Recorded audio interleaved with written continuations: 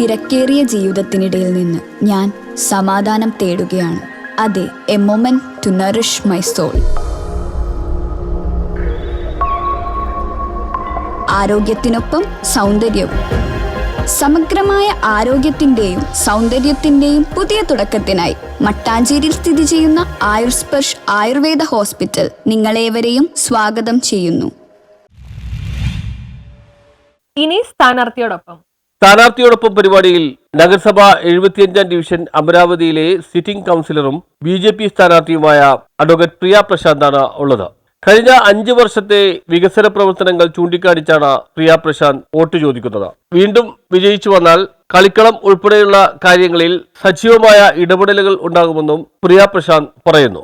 പ്രിയ പ്രശാന്തിന്റെ വാക്കുകളിലേക്ക്. ചാനലിൽ നിന്ന് വന്നത് സ്ഥാനാർത്ഥിയോടൊപ്പം എന്നുള്ള ഒരു പരിപാടിയുണ്ട്. ആ സ്ഥാനാർത്ഥിയുടെ പര്യടനവും സ്ഥാനാർത്ഥിയുടെ വിശേഷങ്ങളൊക്കെ തിരക്കുക എന്നുള്ളതാണ്.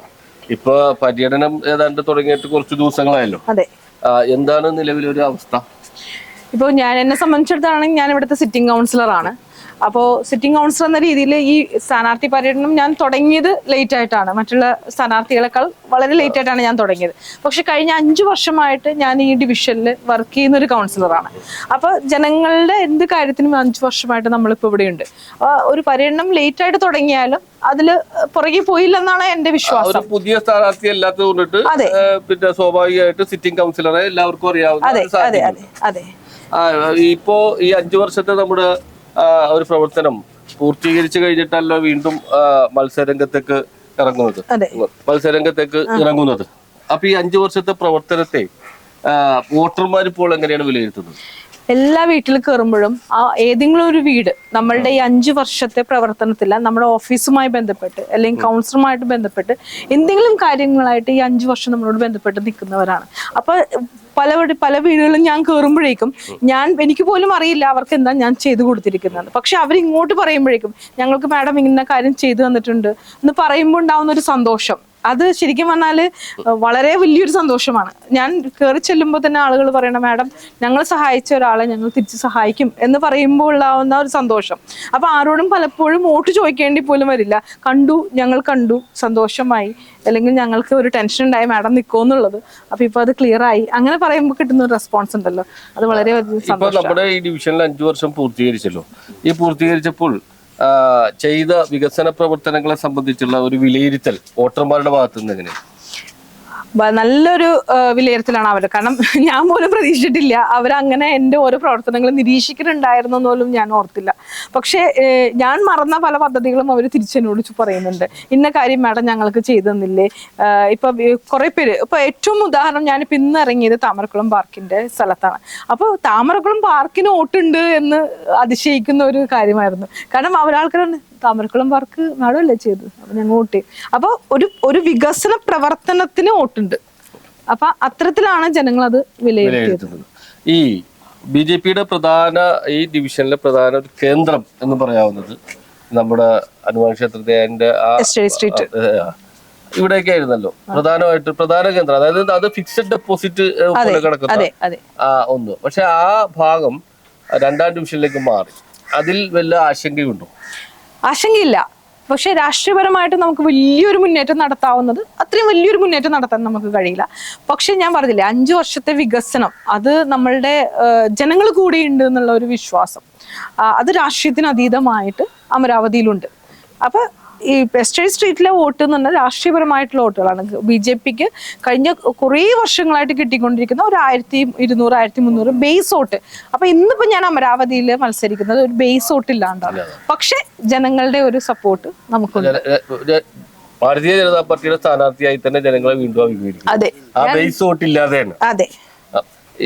ഇപ്പൊ നമ്മളിപ്പോ 5 വർഷം പൂർത്തീകരിച്ചു. ഇനി ഒരു തവണ കൂടി നമുക്ക് അവസരം ലഭിച്ചാൽ എന്തൊക്കെയാണ് മനസ്സിലൊരു ആഗ്രഹം ഈ ഡിവിഷനെ വെച്ച്? കാരണം എന്താ വെച്ചാല് നമ്മളിപ്പോ ഒരു പ്രവർത്തനം എന്ന് പറഞ്ഞാൽ 5 വർഷത്തെ പ്രവർത്തനം തന്നെ നമുക്കറിയാം. പ്ലാൻ ഫണ്ട് ഈ ഞങ്ങൾ കയറിയ ഒരു കാലഘട്ടത്തിൽ ഒരു 2 വർഷം നമ്മൾ ഏകദേശം ഡെഡ് ആയിരുന്നു. അപ്പൊ 5 വർഷത്തെ പ്രവർത്തനം എന്ന് നമുക്ക് പറയാൻ കഴിയില്ല. 3 വർഷത്തെ പ്രവർത്തനമേ നടന്നിട്ടുള്ളൂ. ആദ്യത്തെ 2 വർഷം മുഴുവനും കോവിഡിന്റെ ഇതും ജനങ്ങളുടെ ആരോഗ്യ പ്രശ്നങ്ങളും അതിലാണ് നമ്മൾ കൂടുതൽ ഇത് കൊടുത്തത്. നമുക്കറിയാം വാക്സിനേഷൻ കംപ്ലീറ്റ് ചെയ്തത്. അപ്പൊ ഒരു വികസന പ്രവർത്തനങ്ങൾ നമ്മൾ ചെയ്തിരിക്കുന്ന ആകെ 3 വർഷമാണ്. ഒരു 3 വർഷം നമുക്കറിയാം ഒരു വികസന പ്രവർത്തനം ക്ലിയർ ആവില്ല. കാരണം പ്ലാൻ ഫണ്ടും തനത് ഫണ്ടും ഒക്കെ വരുമ്പോൾ ഉണ്ടാവുന്ന ബുദ്ധിമുട്ട്. ഇപ്പൊ എന്റെ ഒരു ഡിവിഷന്റെ ഒരു ഭാഗ്യം എന്ന് പറഞ്ഞാൽ നമുക്കൊരു CSML ഫണ്ട് നമുക്ക് അഡീഷണൽ കിട്ടിയത് കൊണ്ടാണ് ആ പ്രവർത്തനം നമുക്ക് കാഴ്ചവെക്കാൻ കഴിഞ്ഞത്. അതെ. അപ്പൊ ഇനിയിപ്പോ നമ്മൾക്ക് എന്താ വെച്ചാൽ നമ്മളുടെ ഇവിടെ നോക്കുകയാണെങ്കിൽ ഒരു വാട്ടർ ടാങ്ക് ഉണ്ട്. ആ വാട്ടർ ടാങ്ക് കോടിക്കണക്കിന് രൂപ കൊടുത്തിട്ട് ഉണ്ടാക്കിയിട്ടിരിക്കുന്ന ഒരു വാട്ടർ ടാങ്ക് ആണ്. ഇന്ന് വരെ നമ്മൾക്ക് ആ വാട്ടർ ടാങ്ക് നമ്മൾ കമ്മീഷൻ ചെയ്തിട്ടില്ല, വാട്ടർ അതോറിറ്റിക്ക് ഹാൻഡ് ഓവറും ചെയ്തിട്ടില്ല. ഏറ്റവും രസം വാട്ടർ അതോറിറ്റി കൊടുക്കാണ്ട് വെറുതെ ഇട്ടേക്കണേ. അതിന് ഞാൻ നോക്കുമ്പോൾ സ്ട്രക്ചർ സ്റ്റെബിലിറ്റി ഉണ്ട്. അത് നമ്മൾക്ക് നൂതനമായ രീതിയിൽ നമ്മൾക്ക് അതൊരു ബിൽഡിംഗ് ആക്കി കുട്ടികളുടെ ഒരു മ്യൂസിയം ആക്കിയിട്ടോ അല്ലെങ്കിൽ കുട്ടികളുടെ ഒരു വായന കേന്ദ്രമാക്കിയിട്ടോ നമുക്കത് മാറ്റാൻ കഴിയും. നല്ല ഭംഗിയായുള്ള ഒരു അമ്യൂസ്മെന്റ് രീതിയിൽ നമുക്ക് ചെയ്യാൻ കഴിയും. അത് നഗരസഭയുടെയാണ്. കാരണം നമ്മളത് വാട്ടർ അതോറിറ്റിക്ക് ഹാൻഡ് ഓവർ ചെയ്തിട്ടില്ല. അത് കൂടാണ്ട് എൻ്റെ ഏറ്റവും വലിയ ആഗ്രഹം എന്ന് പറഞ്ഞാൽ സ്മാർട്ട് അംഗൻവാടി, കുഞ്ഞുങ്ങളെ ആകർഷിക്കുന്ന രീതിയിലുള്ള നല്ല സ്മാർട്ട് അംഗൻവാടി. ആ സ്മാർട്ട് അംഗൻവാടിയിൽ നമ്മൾ ഉദ്ദേശിക്കുന്നത് എന്താണെന്ന് വെച്ചാൽ കുട്ടികൾ പഠിക്കാൻ വേണ്ടി മാത്രമല്ല അവർക്കുള്ള ഒരു സ്കിൽ, ആ രീതിയിലുള്ള ആ ചെറുപ്പം മുതലുള്ള ഒരു സ്കിൽ ഇതായിട്ടുള്ള ഒരു ഇത് നമ്മൾ ആഗ്രഹിക്കുന്നുണ്ട്. അതാണ് എൻ്റെ ഏറ്റവും വലിയൊരു ആഗ്രഹം. പിന്നെ കളിസ്ഥലം, അത് ഏറ്റവും സങ്കടം എന്ന് പറഞ്ഞാൽ കഴിഞ്ഞ വർഷത്തെ എന്റെ വാഗ്ദാനമായിരുന്നു കളിസ്ഥലം. അതെനിക്ക് പൂർത്തീകരിക്കാൻ കഴിഞ്ഞിട്ടില്ല. അത് പൂർത്തീകരിക്കാൻ കൂടി ഒരു അവസരം വോട്ടർമാരോട് അഭ്യർത്ഥിക്കുന്നത്. അത് എനിക്കല്ല, ആ വികസനം നടത്താനൊരു അവസരം, അത്രയേ ഉള്ളൂ. അത് ഇൻഡിവിജ്വൽ അല്ല. കാരണം എൻ്റെ ഒരു സ്വപ്നമുണ്ട് എൻ്റെ അമരാവതിയെ കുറിച്ച്. എൻ്റെ അവിടെ അതൊരു സുസ്ഥിര വികസനം, ഒരു സമഗ്ര വികസനമായിരിക്കണം അമരാവതിയിൽ നടക്കേണ്ടത്. അപ്പോൾ അതിനിപ്പോൾ ഞാൻ സ്ഥലം കണ്ടെത്തിയിട്ടുണ്ട്. ഇപ്പൊ താമരപ്പറമ്പ് സ്കൂളിന്റെ എല്ലാവർക്കും അറിയാം, വളരെ കാട് പിടിച്ചു കിടക്കുന്ന ഒരു മേഖല. നിങ്ങൾ മാധ്യമങ്ങൾ തന്നെ പലപ്പോഴും എൻ്റെ വികസന പ്രവർത്തനങ്ങൾക്ക് ഏറ്റവും കൂടുതൽ സഹായം തന്നവരാണ്. കാരണം താമരക്കുളം പാർക്ക് ഇന്ന് അത്തരത്തിലുള്ള രീതിയിൽ വികസിപ്പിക്കാനുള്ള ഒരു കാരണം നിങ്ങൾ മാധ്യമങ്ങളാണ്. അതിന് ഞാനൊരു വിമർശനമായിട്ട് കണ്ടിട്ടില്ല. പക്ഷെ അതിൻ്റെ ഒരു പ്രചോദനമായി കണ്ടെത്തി ഞാൻ അതിന് വഴി കണ്ടെത്തി അത് ഇതാക്കി. ഇപ്പൊ മറ്റൊരു ആക്ഷേപം ഇപ്പോൾ ഉള്ളത് താമരപ്പറമ്പ് സ്കൂളിന്റെ ഗ്രൗണ്ടിനെ സംബന്ധിച്ചാണ്.